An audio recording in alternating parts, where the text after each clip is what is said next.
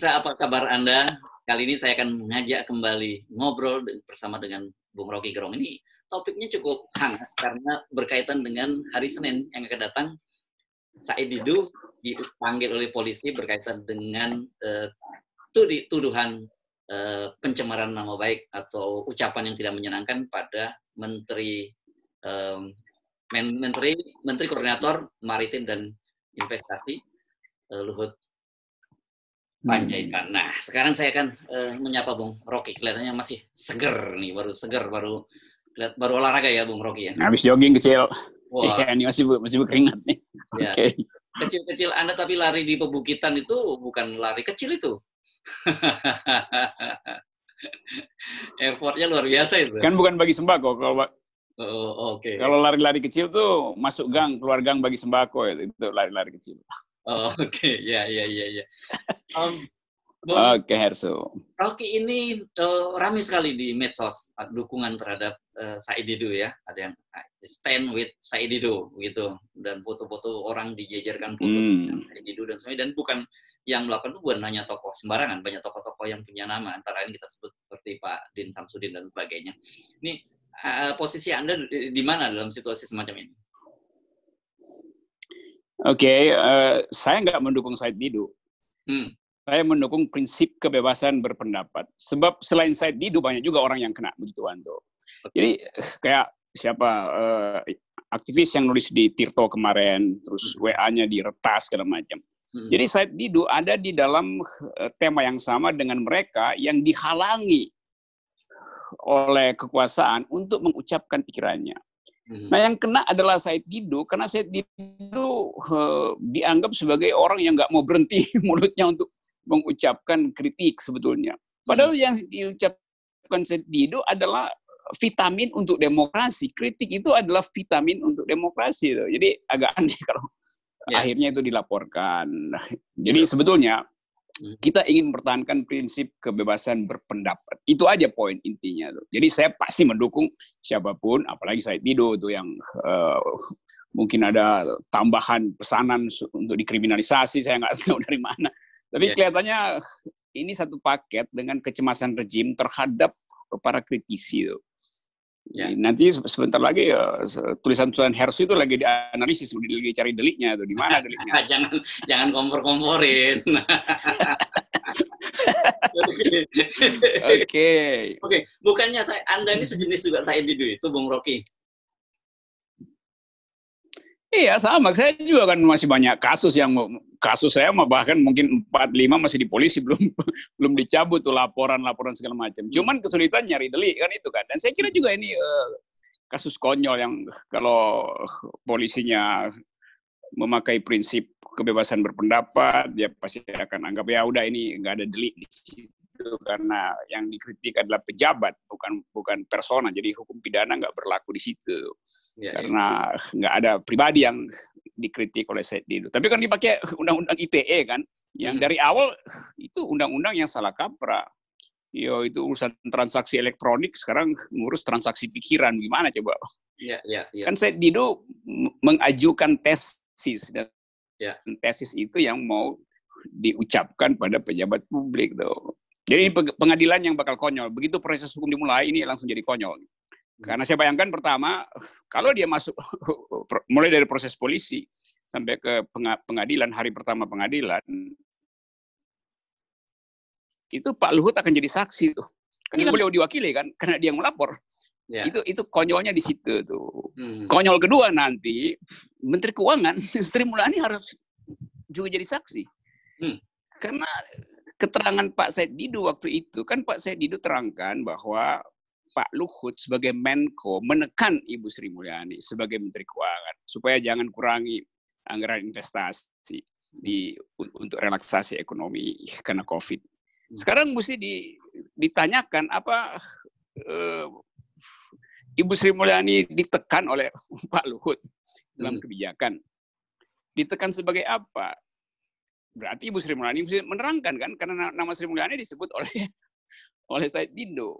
Nah, sekarang saya bayangin kekonyolannya begini nih. Kalau misalnya Ibu Sri Mulyani bilang saya tidak ditekan itu, terus pembuktiannya berarti kebijakan Sri Mulyani independen. Lalu orang mulai bongkar arsipnya tuh di belakang. Bahwa Sri Mulyani sebetulnya berupaya untuk mengefisienkan ekonomi itu. Berarti Sri Mulyani tidak mengambil uang investasi, sebut aja ibu kota, dia tidak pindahkan. Atas perintah siapa? Tidak dipindahkan. Tentu atas keputusan sidang kabinet. Kan hanya di situ kan. Jadi udah selesai kan problemnya tuh. Jadi ini sesuatu yang nanti akan jadi tertawaan publik kalau diperlihatkan di media massa. Yang kedua misalnya, kalau kata ditekan oleh Pak Luhut Panjaitan sebagai Menko Investasi, ya memang masuk akal ditekan karena Menteri Investasi ingin agar investasi tidak berhenti kan. Biasa aja kan. Saya ingin supaya tidak berhenti investasi. Jadi Menteri Keuangan jangan kurangi porsi kami. Itu kan namanya juga menekan kan. Tetapi di dalam sidang kabinet pasti kan, atau di dalam urusan resmi.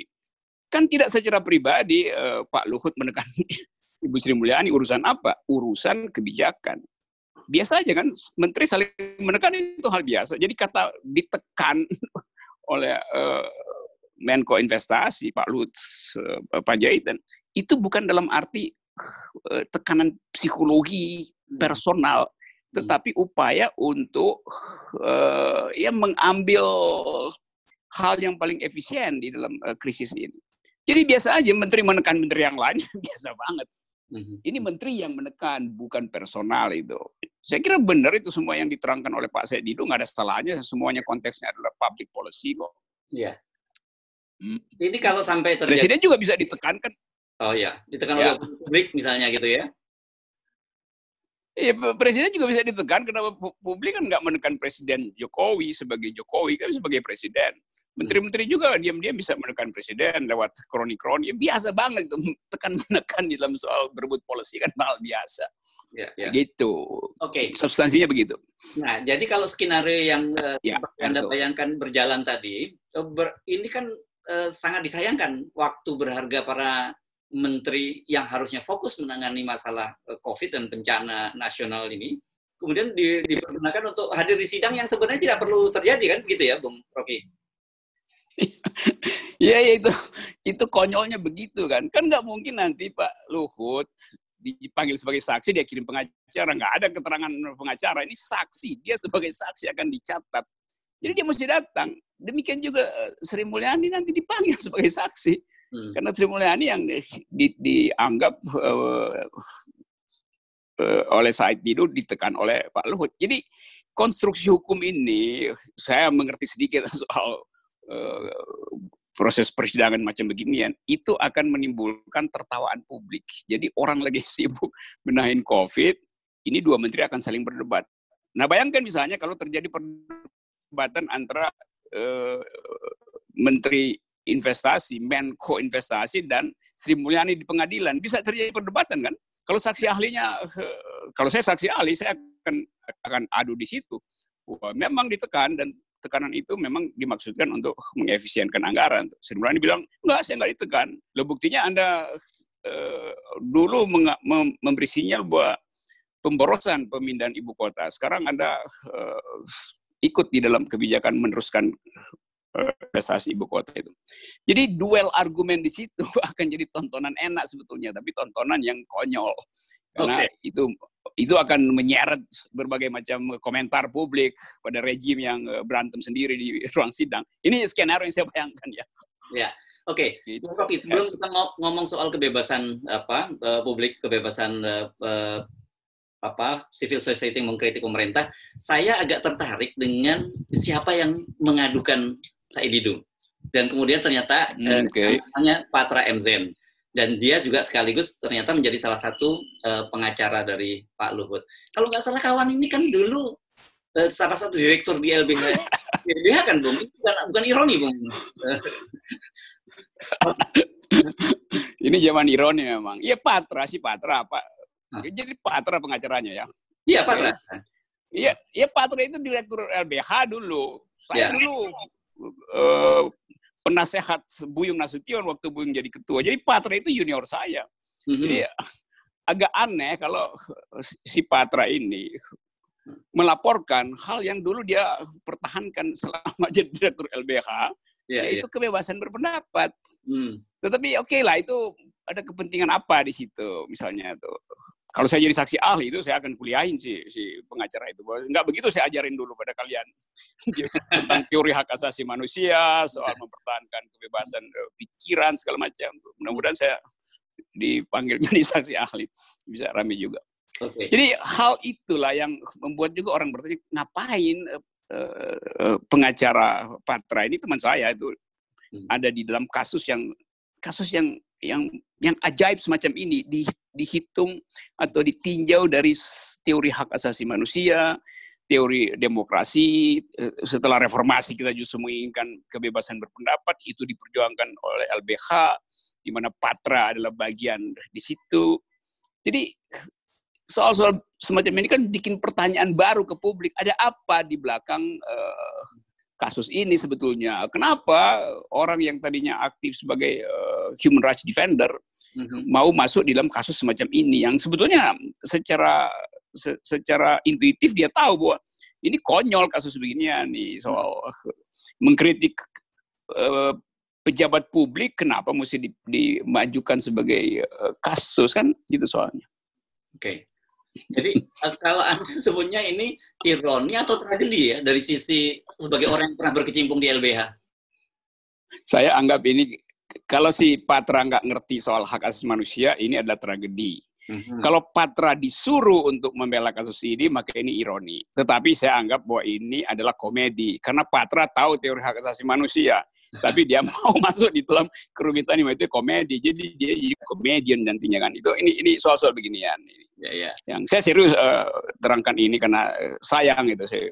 Betul. Saudara Patra, dia dari LBH dia dapat beasiswa belajar hak asasi manusia di Inggris. Tiba-tiba pulang nanganin kasus beginian. Mending nanganin kasus korporasi yang gede-gede gitu, yang perdata itu, jangan yang beginian lah. Kalau perdata ya oke lah, perdata tuh di belakang layar bisa diselesaikan, tuh saling berbohong pun gak ada soal dalam perdata. Kalau beginian kan tontonan buruk bagi demokrasi, tontonan yang menghina akal sehat sebetulnya. Oke, itu poinnya. Ya. Oke, itu tadi bunga-bunganya lah ya. Kita balik lagi ke soal hak asasi manusia dan kebebasan kritik itu ya. Kalau kasus ini kemudian tetap berlanjut dan perkiraan aja berlanjut atau bahkan polisi bisa bersikap lain karena tidak menemukan fakta yang cukup kuat. Seperti apa yang Anda bayangkan? Saya bayangkan polisi nggak akan temukan rumusan delik di situ. Karena begitu disebut penghinaan, itu personal. Padahal saya ucapin itu di dalam upaya untuk menyelamatkan ekonomi itu. Jangan dong uang aja itu. Artinya jangan investasi didahulukan. Dahulukan dulu soal kebijakan sosial, tuh tangani kesehatan publik tuh. Kan itu soalnya kan. Memang disebut uang, ya investasi memang soal uang. Jadi saya kira polisi cukup bijak untuk menolak kasus ini nantinya tuh. Memang dipanggil pertama ya oke lah buat klarifikasi aja. Mudah-mudahan itu surat untuk klarifikasi aja. Saya masih berharap begitu. Ya. Daripada saya berharap jadi tontonan konyol kan. Sebaiknya si Patra itu berpikir ulang itu, karena nanti dia kejebak di dalam kekonyolan ini. Oke. Reputasinya juga bisa berhenti nanti. Iya. Oke.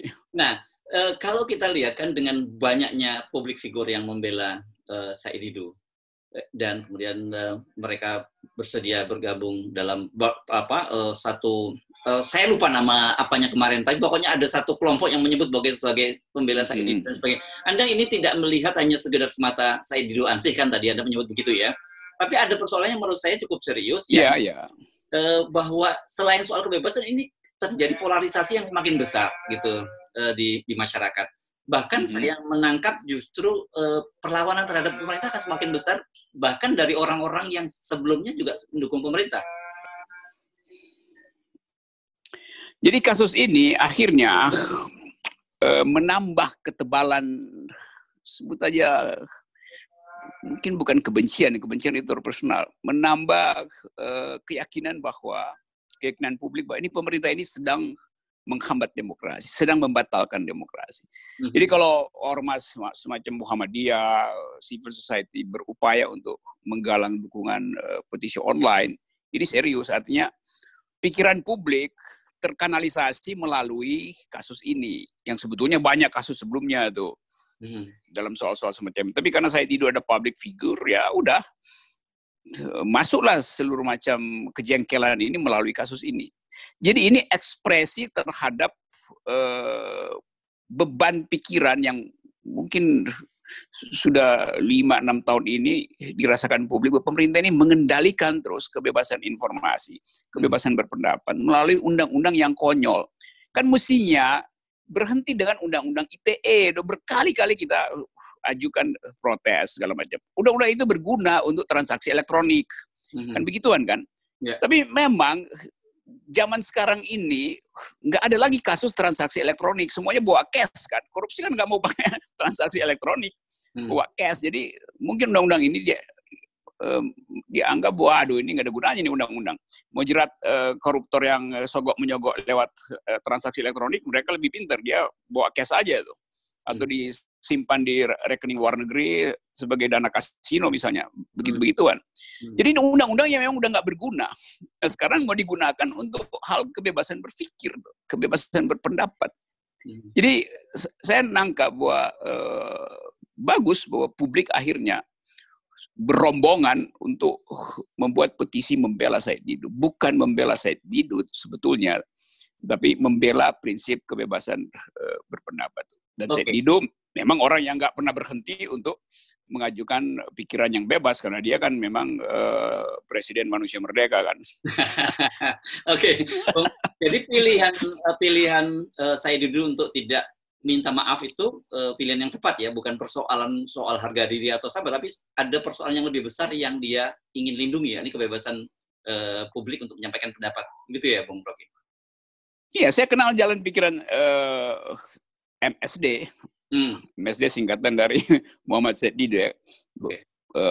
Monosodium demokrat gitu. Bukan monosodium glutamat, monosodium demokrat. Itu lebih berat lagi itu MSD ya, monosodium demokrat. Perasa demokrat, memberi rasa pada demokrasi, MSD itu.